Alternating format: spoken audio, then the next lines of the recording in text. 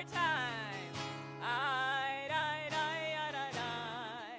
I, die, die, die, die. I, die, die, I, die, die. Yeah, I, die, die, die, die, die.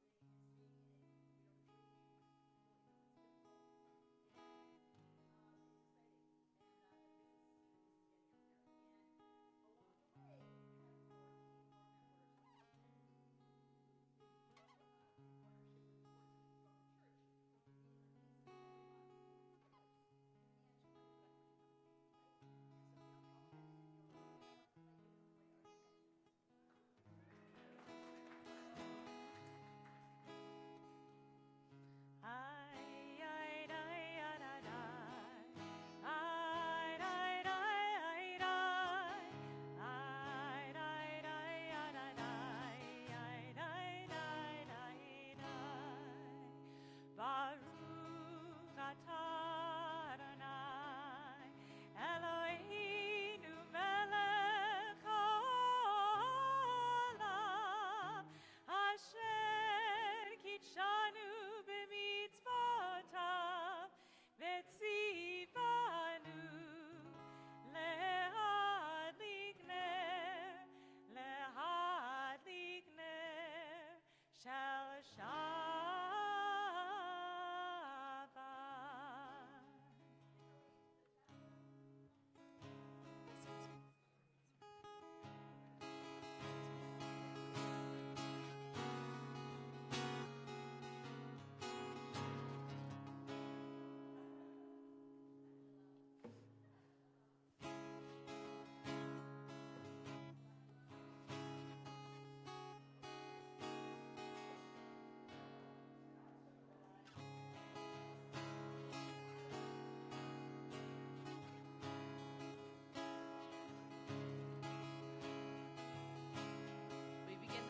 With Yedid Nefesh on page 636.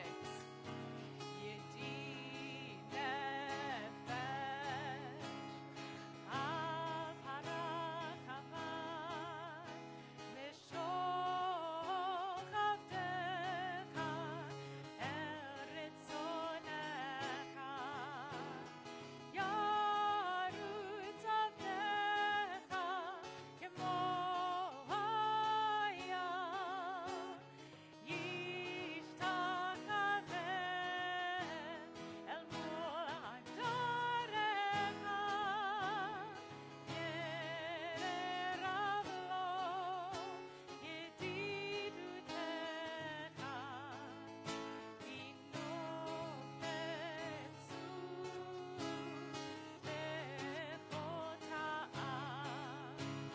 page 636, second verse, Yedid Nefesh.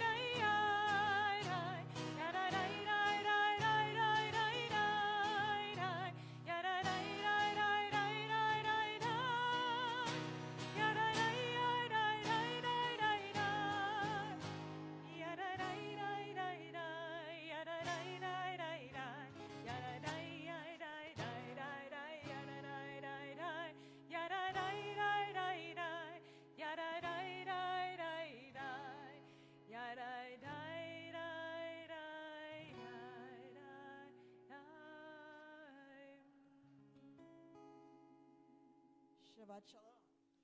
Shabbat Shalom. Does this work? Excellent. So here we are for Shabbat in a week that's been crazy. And we remember this from 8 years ago, I think, that it's just right away chaotic. It's just right away new headlines every moment. It's just right away things that are like hard to absorb, crazy seeming. It feels like doom. And I'm aware this time, 8 years ago, we rushed into activity. We were busy by now. And this time, it feels really important to do something different. It feels really important to be calm. It feels really important to breathe, take our time, center ourselves, and use whatever we've got to care for and nourish ourselves, to care for our souls, to care for our bodies, to care for our minds, to be in community, to not be alone, to be connected to each other, to sing, to pray, to look for opportunities for nurturance. And so I want to invite you on this Shabbat. It's always a sanctuary in time.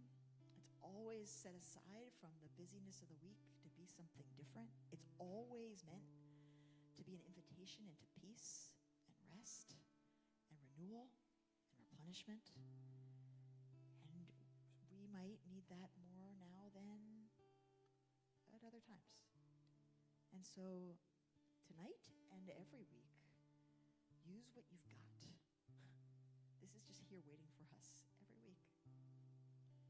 And so I invite you tonight to step inside this sanctuary in time that is about remembering that there is peace. That there is peace in a more metaphysical sense. That there is the possibility of some inner quiet, some inner moment at least, of calm. To come inside this place that invites you to rest yourself, to put down the worries, to put down the fears, to put down the burden of the week, to breathe deeply, to relax your neck and your shoulders, to notice even if your neck and your shoulders need relaxing, to move your body in the way that it needs to be able to feel better. Just to be here. That's part of the invitation of Shabbat. There's nowhere you need to run to, nothing you need to rush off and do, nothing that has to get fixed right now. Just be here. And we're going to sing together as we always do. We're going to sing about joy, praise, and gratitude. And so the invitation is to notice what there is to be joyful about.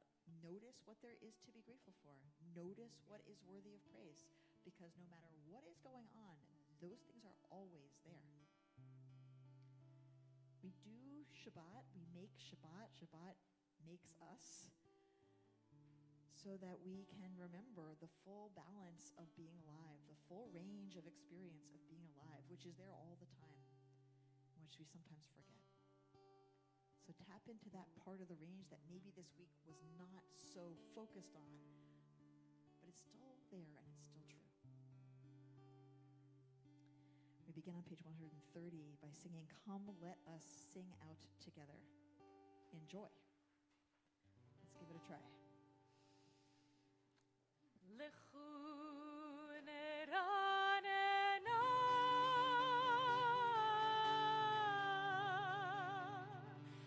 l'Adonai,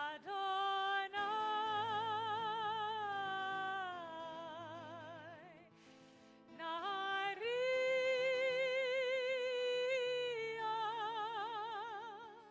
Litsui Shem.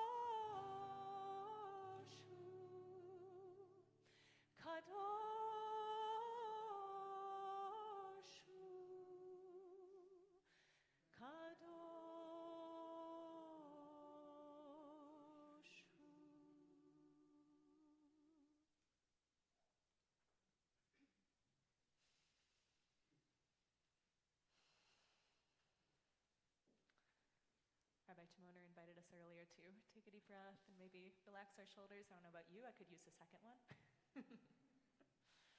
Let's take a couple deep breaths.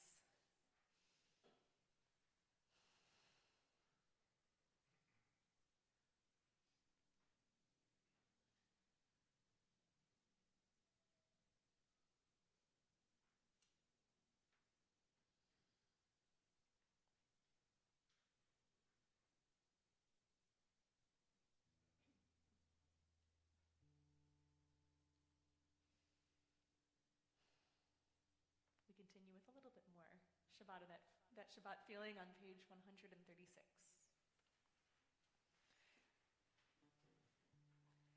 Mizmor leDavid, havu l'Adonai ben Eli, havu l'Adonai kavod va'od, havu l'Adonai kevod shemo, ishtachavu l'Adonai b'harat kodesh, kol Adonai al hamayim, el hakavod hirim, Adonai al mayim rabim, kol Adonai ba'kol.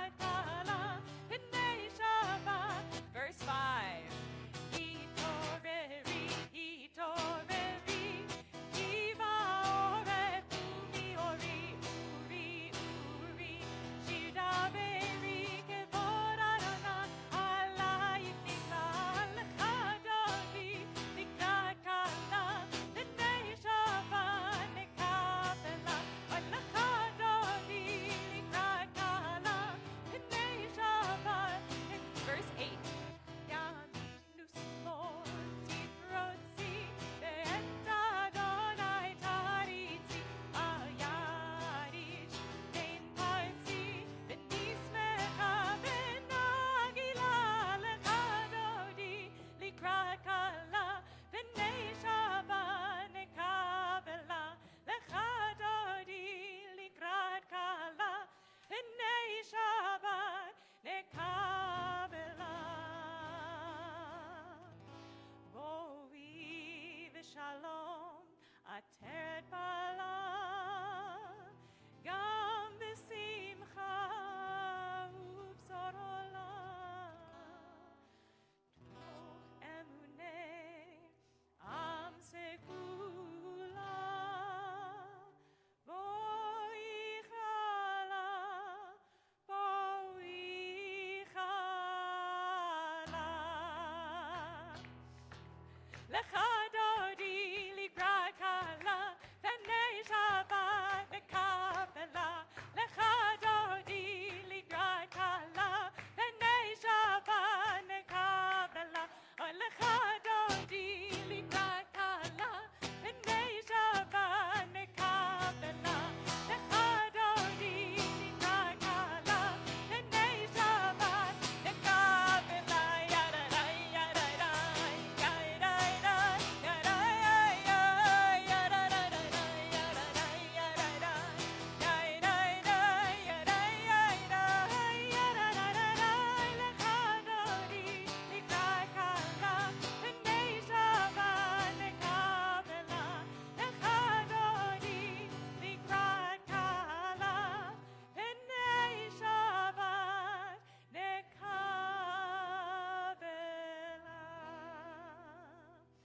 Top of page 140.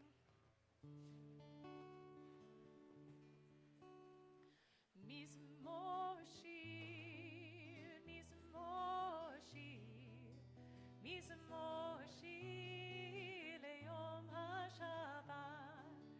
Mizmor shir, mizmor shir, mizmor shir leyom haShabbat. Tov lehodot laAdonai, uzamer shimcha elyon, lehagid baboker chastecha, ve'emunatcha baleilot. Mizmor shir, mizmor shir, mizmor shir leyom haShabbat.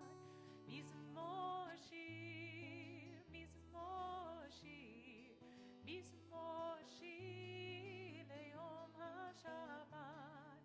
Alei asor v'alei navel, alei higayon v'chinor. Ki simachtani Adonai b'folecha, b'maaseh yadecha raneim. Mizmor shir, mizmor shir, mizmor shir leyom haShabbat. Mizmor shir, mizmor shir, mizmor shir leyom haShabbat.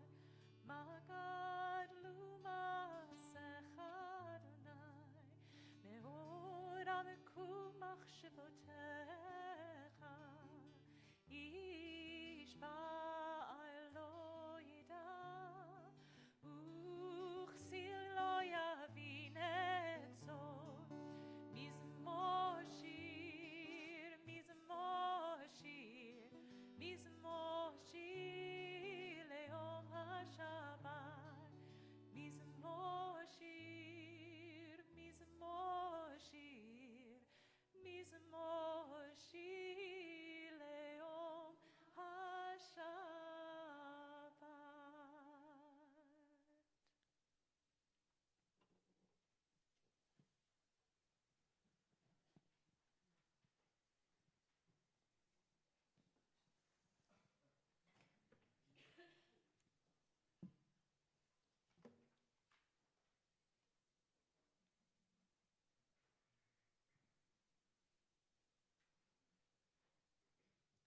I just told you to put the week and the world behind you, and now I'm going to talk about it.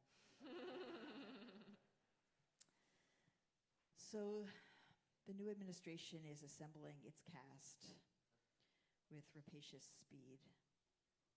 The appointments are as comical and ominous as they were 8 years ago. In conversations at coffee shops and on subway platforms, in the dog park and at the playground, you can hear people wondering which of the many campaign promises will happen first, and which are worth hoping might not happen at all.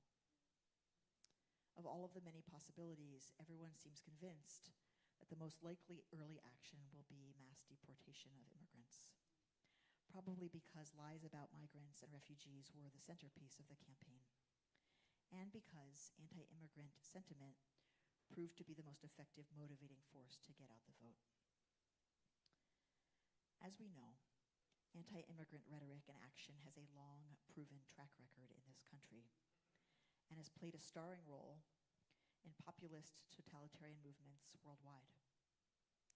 From the anti-Irish Know-Nothing Party of the 1850s in this country to the 21st century neo-fascists of Europe, anti-migrant slander is a go-to for those trying to seize power for their agenda, so well proven that it's almost a lazy move for aspiring autocrats. Once again, the Torah has relevant wisdom. Week after week, no matter what is going on in our world, we find the Torah speaking directly to us. This week's Parsha Vayera has a series of seemingly unrelated episodes, but this year I see them telling a single sad story about our ancestor Abraham. I see them providing an extended meditation on how we treat the stranger. And I see them warning us of the costs of xenophobia, even to those not so susceptible to its allure. The Parsha opens on Abraham recovering from a painful wound, you might know about that, when 3 strangers approach. And he displays the audacious hospitality for which he has become known. Forever after, Abraham represents to our people chesed, loving kindness. Whenever his name is mentioned by the rabbis of the Midrash or the Talmud, they are invoking his example of hospitality, magnanimity, generosity, kindness, and love. All Jews are meant to model ourselves after him in this regard. Whenever the Kabbalists want to describe the spiritual quality of open-heartedness or loving kindness, they talk about Abraham, all because of how he behaves at the beginning of this week's Parsha. He runs to greet these 3 strangers. He bows to the ground before them. He invites them to rest under the shade of the trees. He runs to enlist his household to prepare food and water for them. He even washes their feet. But by the end of the Parsha, this same man, our ancestor Abraham, is standing on a mountaintop, seemingly numb and close-hearted, with a knife gripped in his hand, his arm high over his head as he looks down on the exposed throat of his beloved son, ready to kill him. How is this the same man? How did Abraham's heart close so terribly from the beginning to the end of this Parsha? Let's look at what happens in between. In the second story of the Parsha, we find those same strangers approaching the evil towns of Sodom and Gomorrah, and God preparing to destroy those 2 towns. Abraham argues with God to save the lives of any innocent people that are to be found in these 2 sinful towns. But why does God want to destroy Sodom and Gomorrah? Now, the story that's come down to us is related to homosexuality and sodomy. It's actually where the word sodomy comes from. But the real story has to do with violence against strangers. Did you know this? The real story is that the people of Sodom believed in the exact opposite way of life from Abraham's example.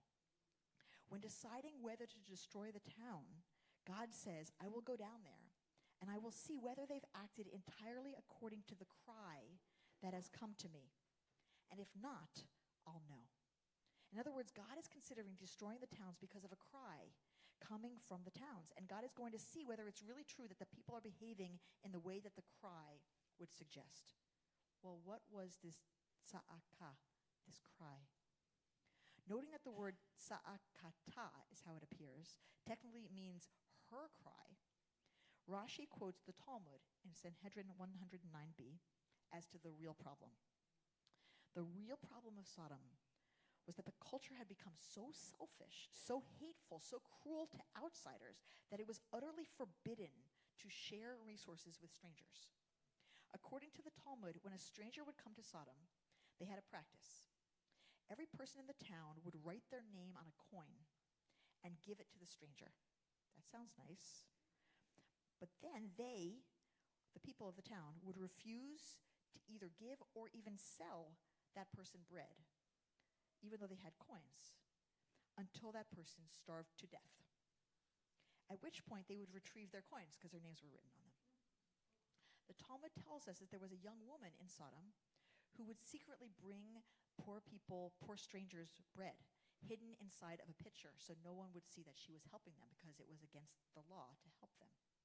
And when the townspeople found out that she was doing this is according to the Talmud, they smeared her with honey and positioned her on a city wall until she died of hornet bites.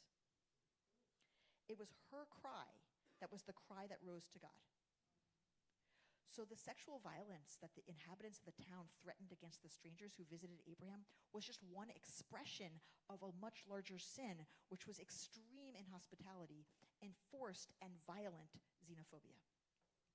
So here we have a counter example, a hyperbolic counter example to Abraham's instinct, which was to welcome strangers, to care for them, to provide for them. And his example sets the standard for Judaism. When people we don't know show up where we live, we're supposed to run to greet them. We're supposed to make sure they have what they need and are comfortable. We're supposed to care for them. We're supposed to express welcome and kindness in the spirit of our ancestor Abraham. We're supposed to act with love. Sodom provides the dystopic opposite extreme. And if we were following the example of Sodom, we would act with greed and hatred and distrust and violence against those who come into our land. We would not want to share our resources, and we would punish people who offer strangers sanctuary. We would not care if they starved to death, and we would do everything we could to get them out. God's preference between these two choices is not subtle in the Torah. Sodom and Gomorrah end as a heap of smoking ruins. With those two polar opposites established, the Torah now moves to scenarios between the two in this parsha. In the third story in the parsha, Abraham moves south to live in the Negev, in an area controlled by a foreign king whom Abraham does not know. Coming from the region of Sodom, he naturally is afraid to be a stranger entering into an unknown kingdom. Will he be subject to violence? He finds that King Abimelech is perfectly willing to let him live unmolested in the land. Abimelech doesn't do anything to help Abraham, but he doesn't threaten him either. And after talking through some tensions over water wells, the two agree to live in the same region without harming one another and even make a pact to share the water.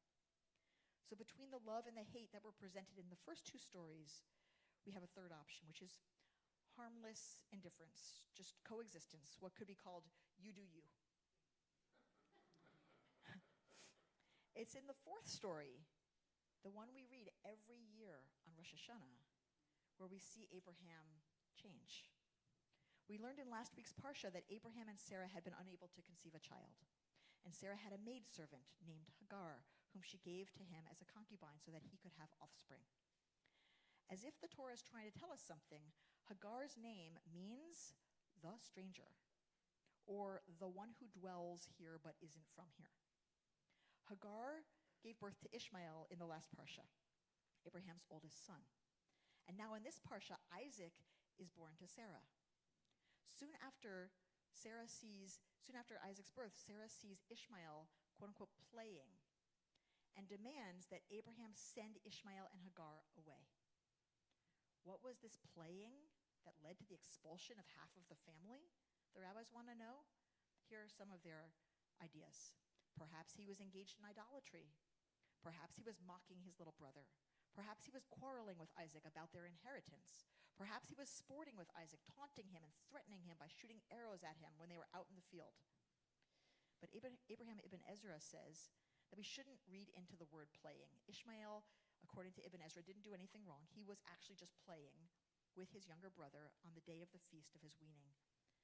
But seeing them play together, Sarah was jealous, according to Ibn Ezra, and threatened because Ishmael was so much bigger than her Isaac.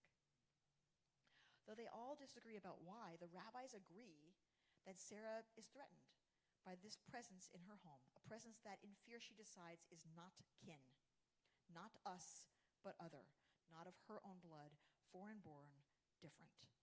And she imagines that Hagar and Ishmael are a threat to her legacy, to her own child's financial well-being, to Isaac's future prospects, to Isaac's God-given inheritance, and she wants them out. And she demands that Abraham send Hagar and Ishmael away. And the Torah tells us that Abraham, the paragon of welcome and love and kindness, is greatly distressed by this demand. And he goes to God in his distress. And God tells him not to worry, that Ishmael is going to end up being fine. So Abraham goes along with it. Abraham agrees to send the foreigner, the resident alien, his lover, and their son away.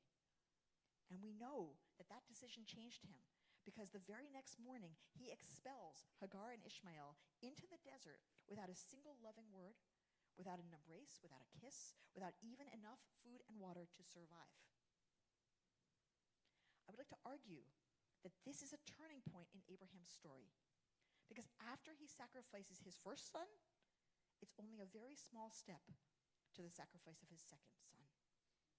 When Abraham hears God's call to sacrifice Isaac, he does not delay even as much as he delayed before sending Ishmael away.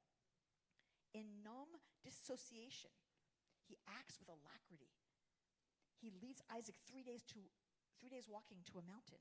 He builds an altar. He ties his son to it. He unsheathes the knife. He raises it over his head, and it's only divine intervention that stops him from sacrificing his child. And after he comes down from that mountain, Abraham never again hears from God. He never again sees Sarah alive. He never again speaks to Isaac or Ishmael. This is a really sad story.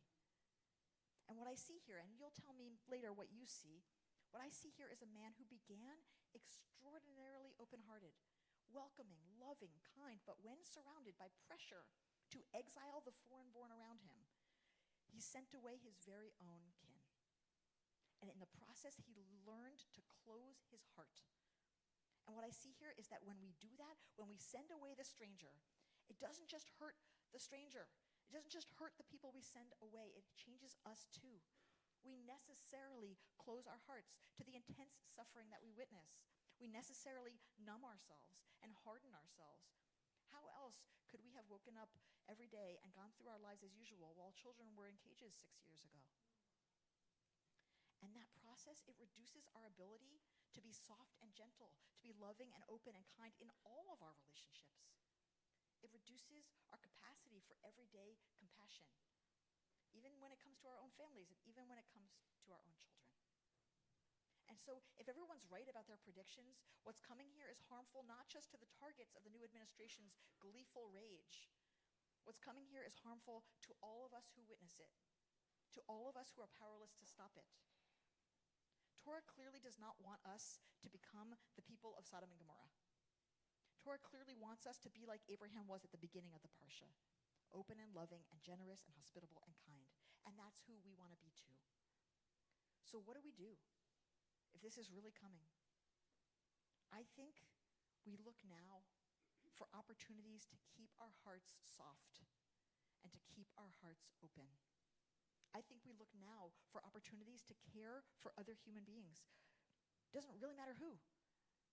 Whether they're refugees or migrants or asylum seekers or homeless people or hungry people or anyone who's suffering.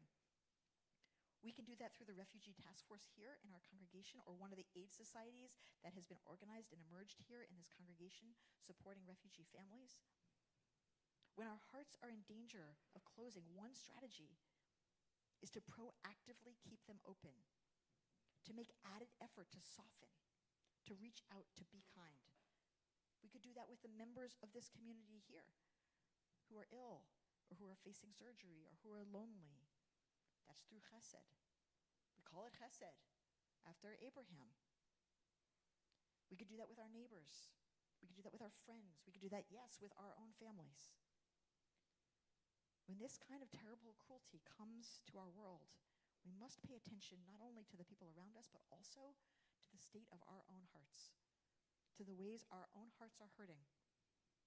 We must offer ourselves the love and the nurturance that we need to stay soft, to stay gentle, to stay loving, to stay human. When it's necessary, some of us might look for ways to physically protect people with our own bodies to prevent harm. We'll see when we get there. But no matter what, we must not panic. I know this, what I've said here is dark, and I opened the service by saying you can leave it all behind. I'm so sorry. We must not allow fear to harden us. We must stay calm and clear-eyed and connected to one another. We are going to live through this together. And I, for one, would like to do so with as much love and care, sensitivity and compassion as we can for ourselves and for our loved ones and for people we've never met who are part of our community and for people we've never met who are in harm's way. And if we do that, we will be living the best that Abraham's example has to offer. Shabbat Shalom. Shabbat Shalom.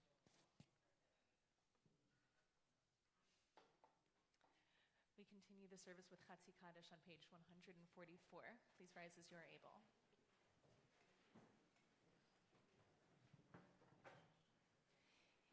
Yitgadal v'yitkadash shemei Rabbah v'yamad yivrach yirtei v'yamlich malchutei v'chayechon u'vyomechon u'chayedecho beit Yisrael bagala uvizman kari v'imeru amei Yehi shemei Rabbah mevarach le'alam olam me'almaya Yitbarach v'yishtabach v'yitpa'ar v'yitramam v'yitnaseh v'yithadar v'yithalev v'yithalal shemei dekudsha B'richu le'ela min kol birchata v'shirata tushbechata v'nechemata damiran be'alma v'imeru amen Baruchu et Adonai ha'mevorach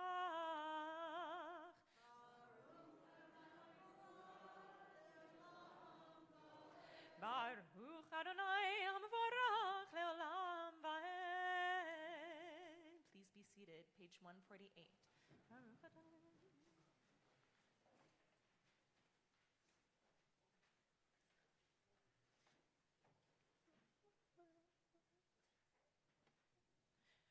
Mavir yom umevi laila mavdil ben yom uven laila Adonai tzvaot shemo elachai v'kayam tamid yimloch aleinu le'olam va'ed Baruch ata Adonai amari barami Page 150 Ahavat olam beit Yisrael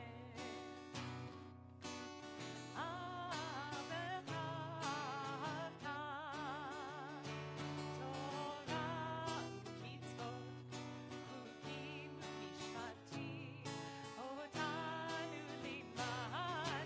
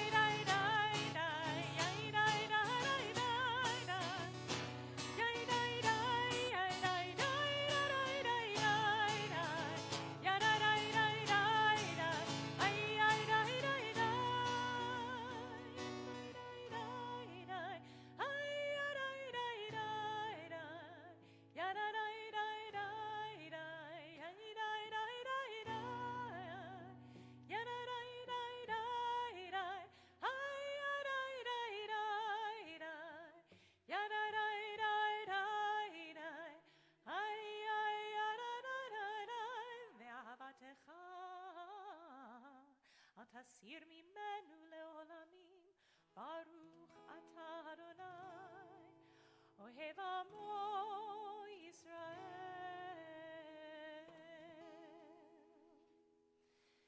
שמע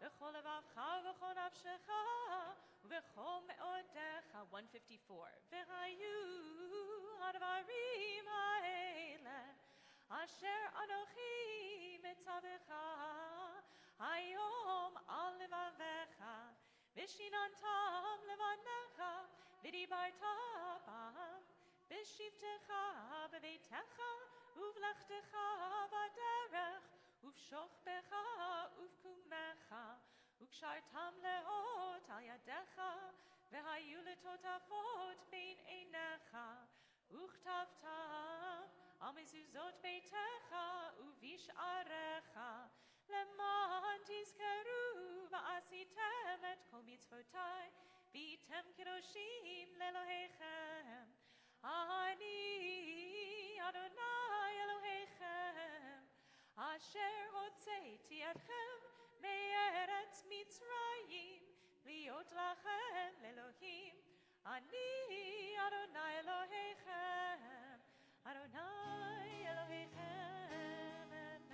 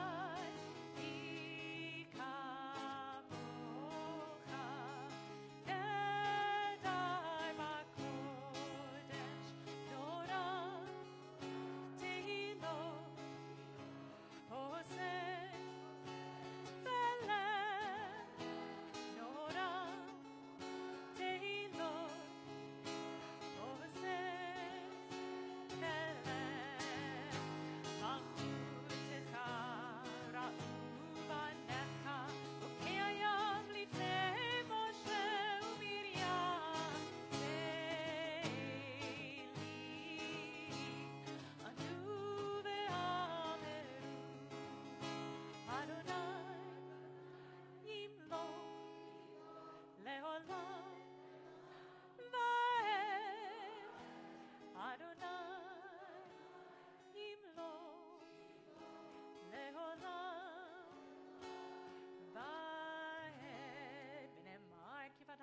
יעקב וגאלו מיד חזק ממנו. ברוך אתה אדוני גאל ישראל. On page 160, we come to Hashkivenu, our prayer for protection. We think about all the people right now who are vulnerable, who are afraid, who are in Gaza and in Israel and in the West Bank and in Lebanon, the hostages who remain in captivity this much later, this many weeks from their initial capture. We pray that their torture will end soon.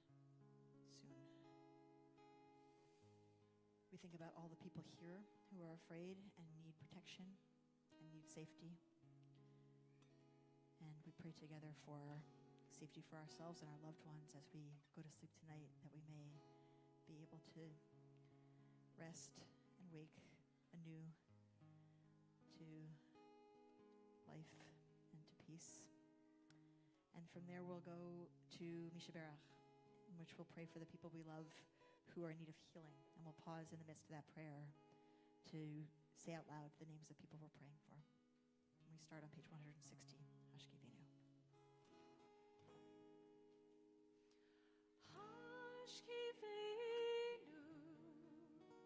Adonai Eloheinu l'shalom v'amidinu shomreinu l'chaim ufros aleinu sukkot shalomecha l'takeneinu Beitzah tova milfanecha v'hoshinu l'moed shemecha l'akid b'adeinu v'asir me'alinu oyev tevet v'cherev v'ra'av v'yagon והרחק ממנו עבור בפשע בצל כנפיך תסתירנו כי אל שומרנו ומצילנו אתה כי אל חנון ורחום אתה ושמור צאתנו ובואנו לחיים ולשלום ואתה ביד עולם ואתה ביד עולם ברוך אתה אדוני הפורש סוכת שלום עלינו ועל כל עמו ישראל ועל ירושלים.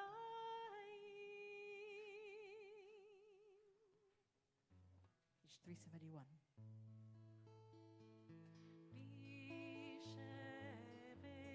Bisheberach avotenu מקור הברכה לאמותינו. May the source of strength who blessed the ones before us help us find the courage to make our lives a blessing and let us say Amen. We pray for healing for the people we name now. President Cora, Judith Richter, James, and Denise Becker, and Sandy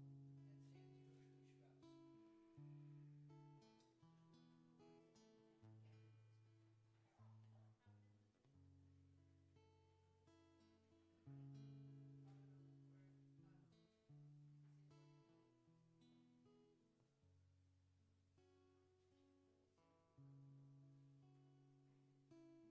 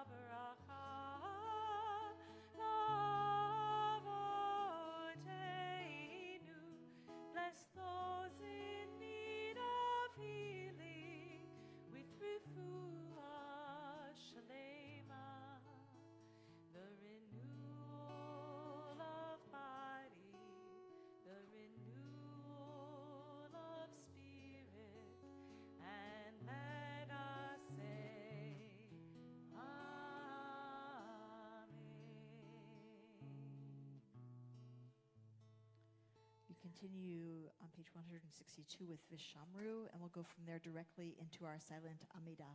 Please rise.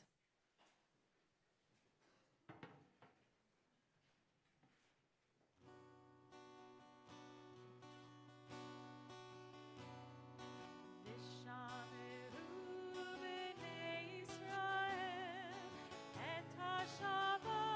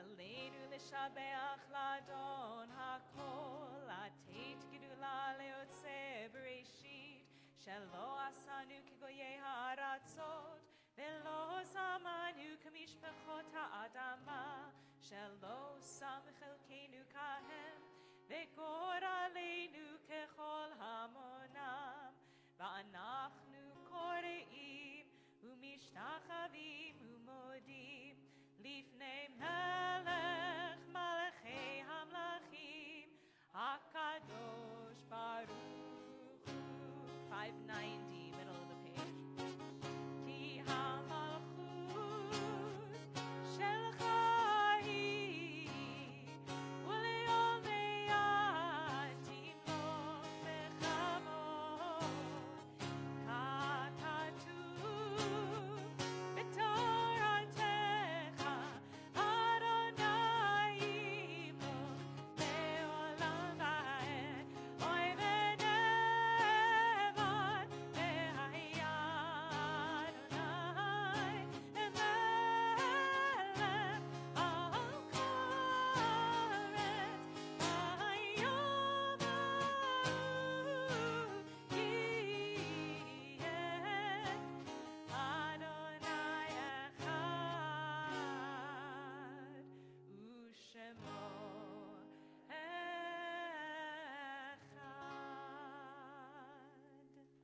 You may be seated. It's my pleasure to invite Molly Silverberg forward on behalf of our Board of Trustees to offer us some greetings and announcements.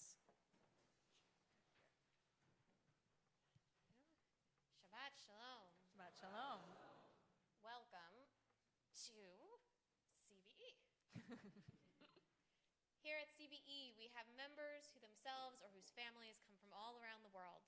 From Argentina to Vietnam, Korea to Syria, Morocco to Trinidad, Japan to South Africa, Kenya to Mexico, Ghana to the Philippines, Jamaica to Brazil, Thailand to Uruguay, Alabama to Saskatchewan, Chile, China, Colombia, Egypt, El Salvador, Ethiopia, India, Iran, Iraq, Israel, and even New York City.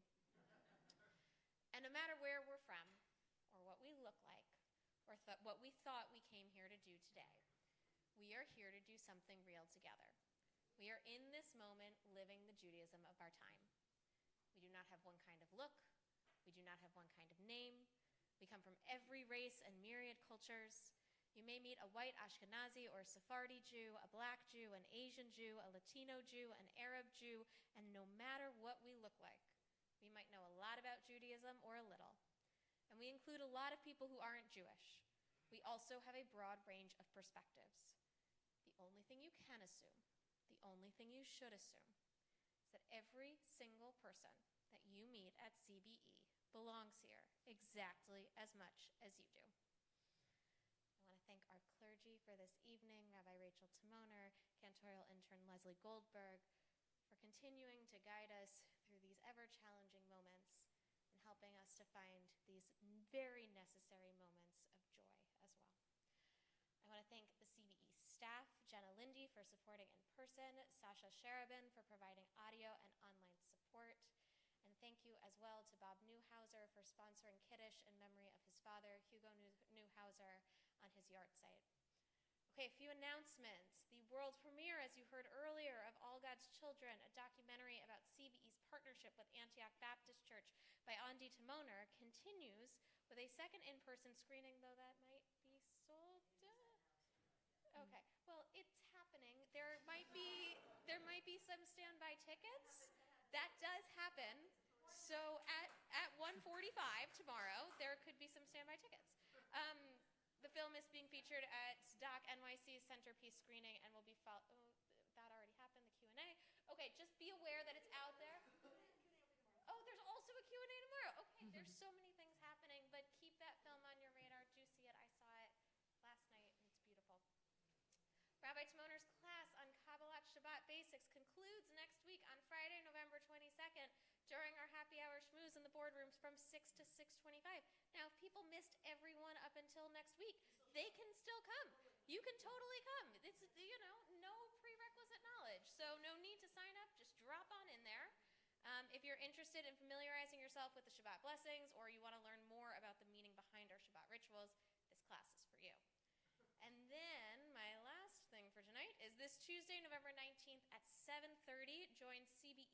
Center for New Jewish Culture as we celebrate 50 years of Kol Beseder, one of the pioneering musical groups behind the revival of Jewish music in the 20th century, including Shalom Rav. So get your tickets through the link in the weekly newsletter or on our website. That will do it for now, but please do join us for Kiddush following services and Shabbat Shalom. Shabbat Shalom. Thank you, Molly. A note to add about the film. It is sold out tomorrow, but people got in last night even after it was sold out. But also, you can stream it. You can watch it virtually. You go to the .nyc website, and I think for the next, I want to say like 8 more days, you can just go and you can watch it at home. And along those lines, there's a possibility that it could win the audience award if the people who watch it and like it vote for it. So if you watch it, if you were there last night, or if you're going to watch it virtually, and you feel moved to do so, you could vote for it for the audience award, and that would be kind of cool. Also, my mom is here tonight because she came for the movie. So, everybody. Yes, she came for the movie.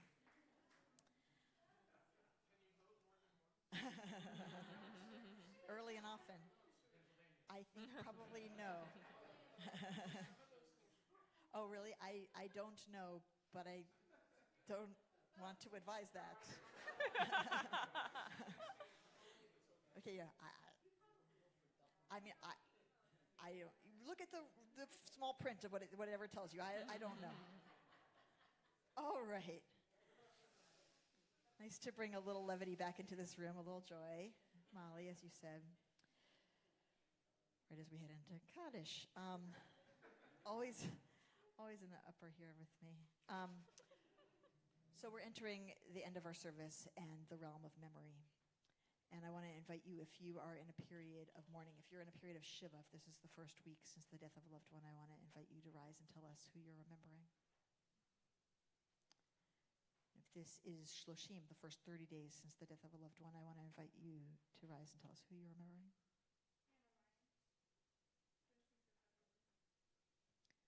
And if this is Shana, the first year, if you're in the first year since the death of a loved one, please rise and tell us who you're remembering.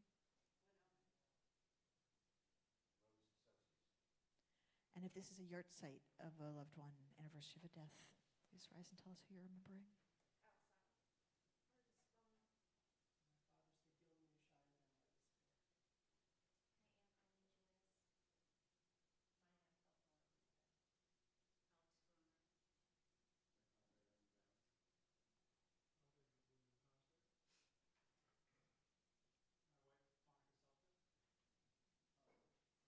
Janet Catherine Batson and Leon Brickell.